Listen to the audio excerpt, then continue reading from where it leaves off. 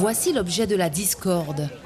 Un courrier remis à certains agriculteurs ce mercredi sur le marché, disant qu'à compter du 1er mars, il ne leur sera plus possible d'occuper cet emplacement, et ce jusqu'au 31 décembre.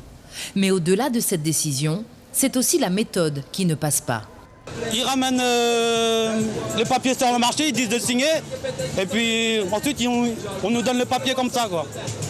Mais sans rien nous dire, voilà, donc on ne sait pas. Et ceux qui ont signé, en fait ils ont signé, mais ils ne savent pas vraiment pourquoi.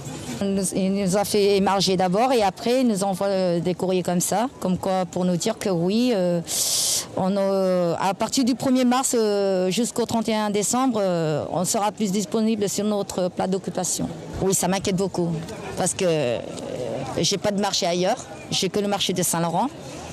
J'ai ma famille à nourrir, donc moi je vis de l'agricole, donc ça va être difficile pour nous. Des agriculteurs dépités après une année blanche à cause de la première vague de Covid-19, ils ont dans la foulée fait appel à leurs représentants. Ils sont fait signer par rapport à mes populations qui ne savent pas lire ni écrire un document, un document comme ça, sans savoir qu'est-ce qu'il vient de signer. Sur ce courrier, il est aussi précisé que ces décisions sont liées à la pandémie de la Covid-19. Le président du syndicat des jeunes agriculteurs l'entend bien, mais pour lui, cette solution envisagée est trop radicale.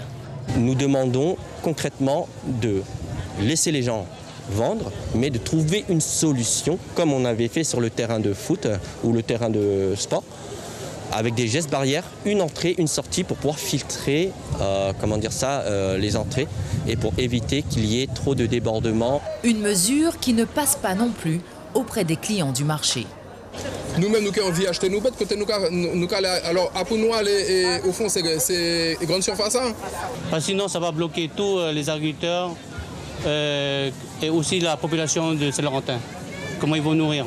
On voyait qu'il y avait quand même une descente un peu du nombre de cas, donc on se disait que peut-être qu'au contraire ça allait un peu relâcher.